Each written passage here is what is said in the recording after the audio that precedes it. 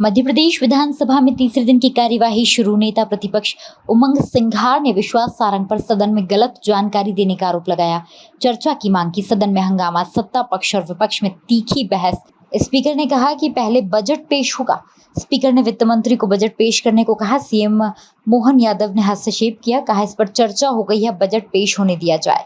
नेता प्रतिपक्ष नरसिंह घोटाले पर फिर से चर्चा की मांग पर अड़े।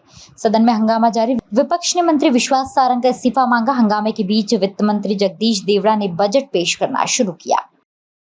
बजट से बहुत आशा है हमको कि ऐसा बजट सरकार पेश करेगी जिसमें मध्य प्रदेश के हर वर्ग का ख्याल रखा जाएगा। परंतु अभी जो जानकारी मुझे प्राप्त हुई है, एक प्राथमिक, वह यह है कि जिन माताओं बहनों के नाम पर ये सरकार इन्होंने छलावा करके बनाई, झूठे वायदे करके, और उनको वायदा किया था 3,000 रुपये प्रति माह देने का, जो आप सबको भी ज्ञात है, उन माताओं बहनों को दरकिनार करते हुए, अपने वायदा खिलाफी करते हुए उनका ख्याल इस बजट में नहीं रखा गया है। यदि ऐसा है तो फिर इस चीज़ का पुरजोर तरीके से विरोध किया जाएगा, इस आशा के साथ कि उस वायदे को जो 3,000 रुपये का उन्होंने किया था उसको इसमें सम्मिलित किया जाए। और जो भी चीज़ें हैं एक बार बजट में पढ़ लूँगा तो विस्तृत रूप से।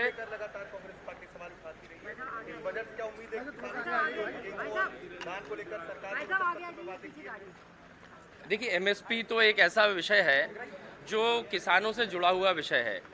एमएसपी पे हमेशा से चिंता चाहे किसान हो चाहे कांग्रेस से करती रही है, और हमें आशा है कि एमएसपी की जो मांग थी, जैसी एक पूर्व में रिपोर्ट भी आई थी, उसके अनुसार पूरी लागू की जाएगी। अब मैं बजट एक बार आ जाए, देख लूं, उसके बाद में उस पर विस्तृत टिप्पणी करने के लिए ज़्यादा मैं समझता हूँ उचित होगा। है कि महापुरुषों के लिए और धार्मिक स्थलों के लिए कांग्रेस ने कभी कुछ नहीं किया है, जो भी किया है बीजेपी ने किया।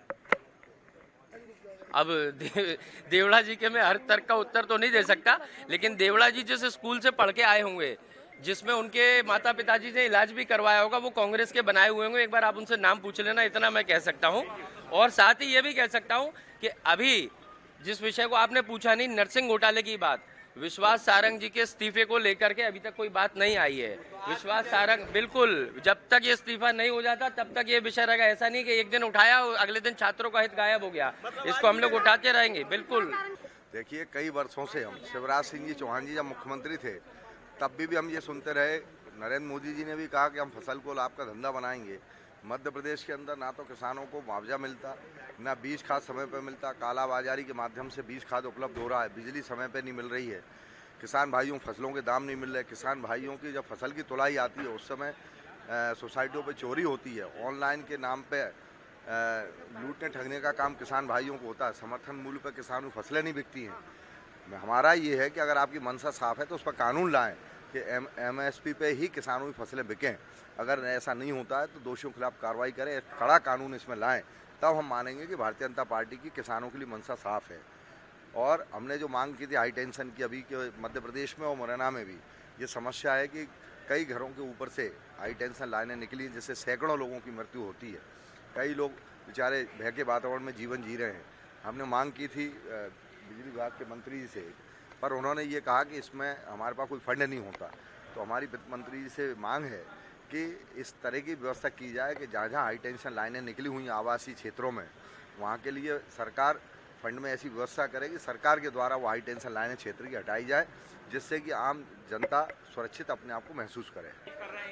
ज़रूर आज बजट पेश हो रही है मध्य प्रदेश के वित्तीय वर्ष 24-25 के लिए, लेकिन हम सब की इसमें एक ही मांग रहेगी कि जो वादा भाजपा ने चुनाव के समय किया था कि लाडली बहनों की राशि 1,000 या 1,250 से बढ़ाकर 3,000 रुपये प्रति माह की जाएगी।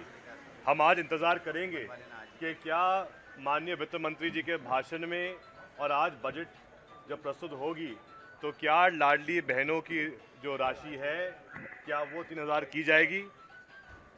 इसके लिए हम इंतज़ार करेंगे।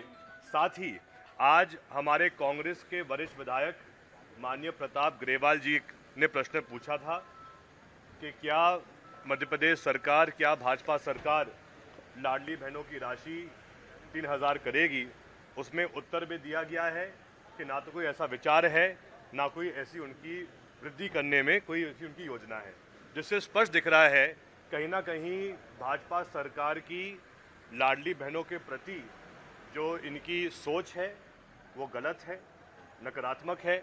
इसके साथ ही हम आज जब बजट प्रस्तुत होगी, हम ये भी हमने मांग की है, चुनाव समय जो भाजपा की घोषणा थी कि गेहूं खरीदी 2700 रुपये प्रति क्विंटल पर की जाएगी और धान खरीदी 3100 रुपये प्रति क्विंटल पर की जाएगी, पिछले कुछ महीनों में इसका भी उन लोगों ने पालन नहीं किया है और इसीलिए आज भी हम इंतज़ार करेंगे क्या इस मुद्दे को लेकर माननीय वित्त मंत्री जी सदन के अंदर कुछ घोषणा करते या नहीं करते। तो कह रहे हैं कि गरीबों के लिए, किसानों के लिए नरसिंह महाघोटाले में जिस प्रकार से हमारे पास अनेक तथ्य हैं, उन तथ्यों को लेकर मैं, क्योंकि आज तो बजट प्रस्तुत हो रही है, आप कल के लिए इंतजार कीजिए।